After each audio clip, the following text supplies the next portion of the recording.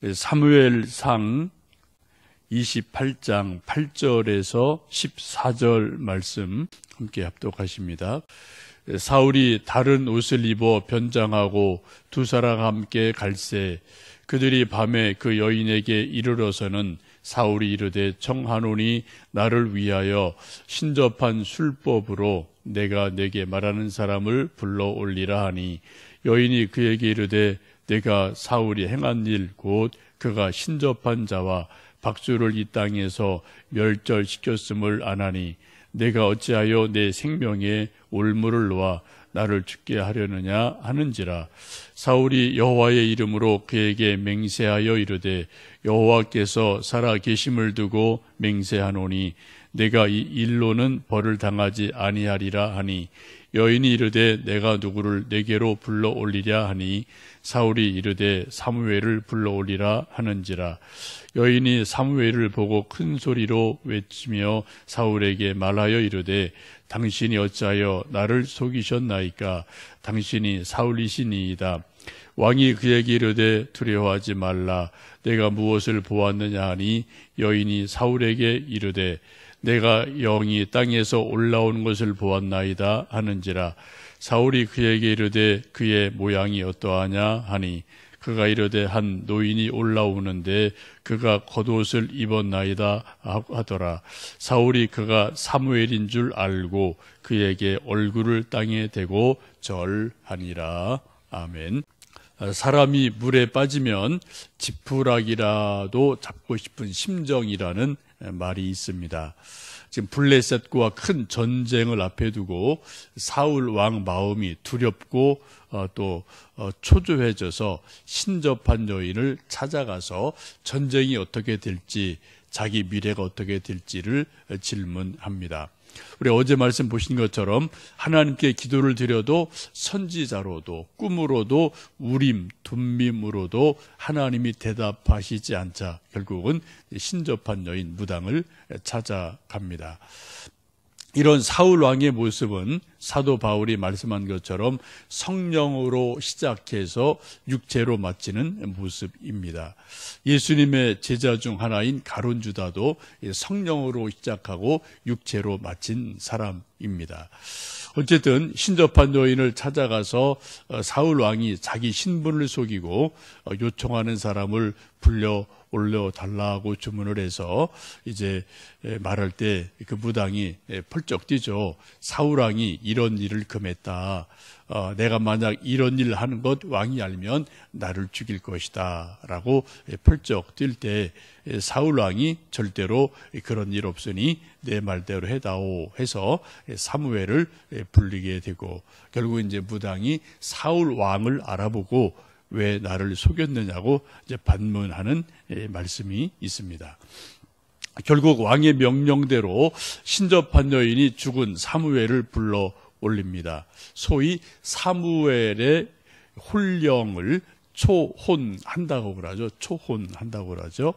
여기서 우리가 한 가지 생각하실 문제는 이런 것이 과연 신접한 여인이 죽은 사무엘의 영혼을 이 세상으로 불러낼 수 있을까라는 문제입니다.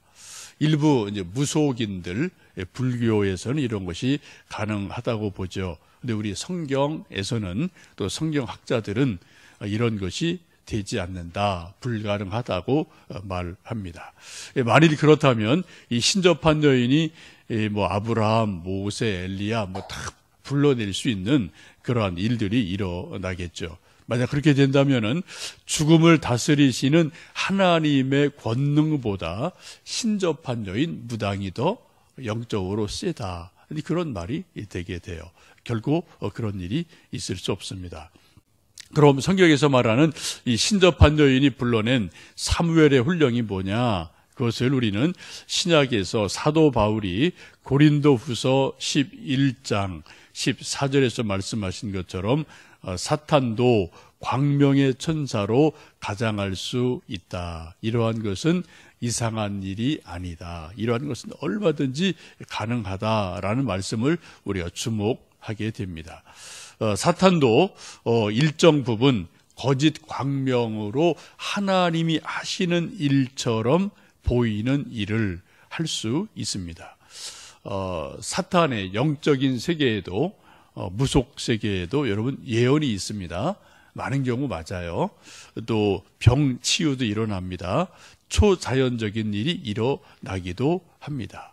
그런 현상들이 분명히 여기저기 많이 있어요. 근데 중요한 것은 그런 어떤 초자연적인 일, 좀 기적처럼 보여진 일, 현상이 아니라 우리가 주목할 것은 그 속에 하나님의 진리의 말씀이 있느냐 없느냐, 이것을 우리가 더 핵심을 보여야 되는데, 많은 사람들은 어떤 그런 현상을 보고 놀라서 이제 그것에 반해서 그쪽으로 넘어가는 사람들이 꽤 많죠.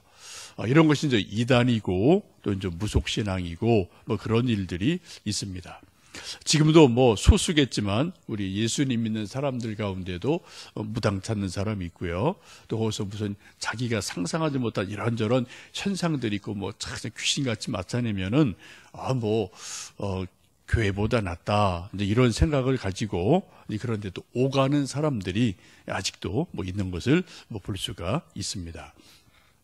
예수님께서 마태복음 24장에서 말세 징조에 대해서 말씀하시는데, 거짓 그리스도들과 거짓 선지자들이 일어나 큰 표적과 기사를 보여 할 수만 있으면 택하신 자들도 미혹하리라고 말씀합니다. 말세 징조 중에 하나가 뭐냐? 거짓 선지자들, 거짓 그리스도가 많이 일어나서 큰 표적, 기적 이런 것을 많이 보인다. 그래서 택하신 자들도 미혹한다라고 말씀합니다. 지금도 뭐 있고요. 몇 년 전에 우리 한국교회 이단 논쟁이 많이 있을 때 그 집단 중에 하나가 큰 믿음 교회라는 곳이 있는데 변승우가 있습니다. 이곳이 이제 서울 강남에서 시작해서 아주 짧은 시간에 크게 성장한 집단인데, 여기 이제 예언을 엄청 많이 해요. 모일 때마다 예언을 해요. 청년들도 다 그냥 그런 훈련 받아서 서로 예언하게 하고 하는데, 몇 년 전에 일간 신문 여기저기 전면으로 이렇게 좀 광고 난 자기 교회 자랑이죠.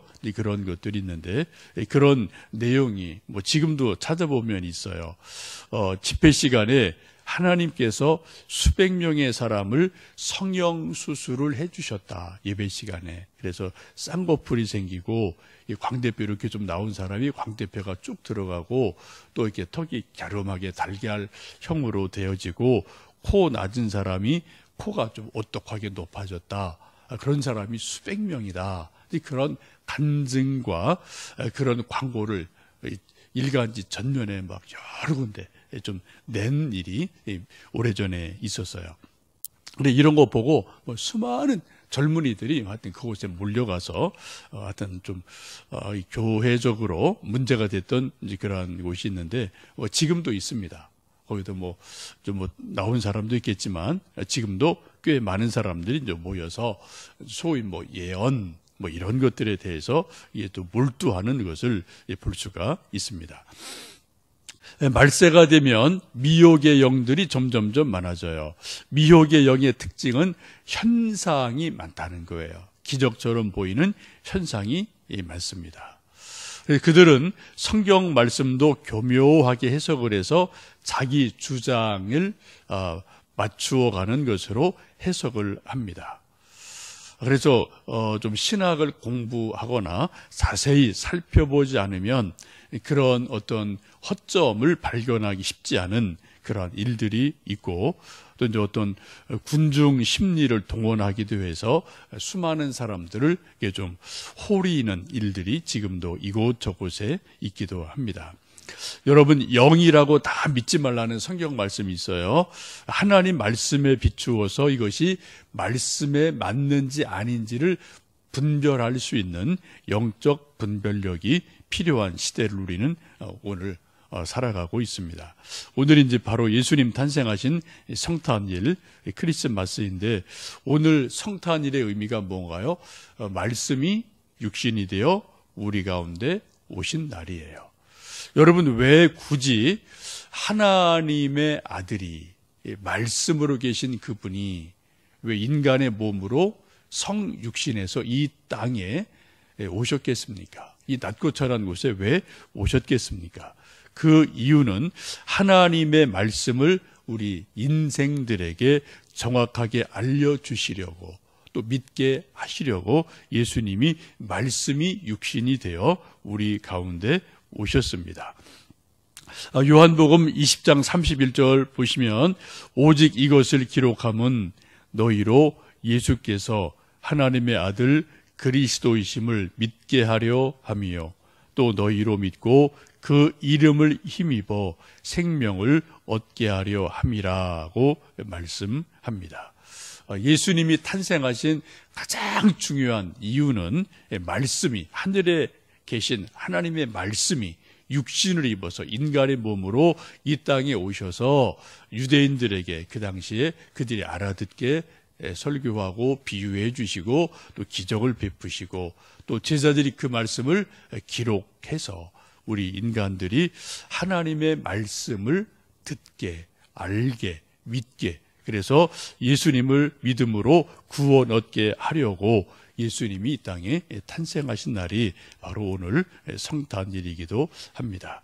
여러분, 이제 말씀을, 성경 말씀을 읽을 때마다 말씀이 육신이 되어 우리 가운데 오셨다, 그 의미를 깊이 생각하시면서 성경 말씀 또 꼼꼼히 읽으시고 또 묵상하시면서 하나님 말씀이 내게 임하는 그런 귀한 은혜가 매일매일 있으시기를 주님의 이름으로 축복합니다.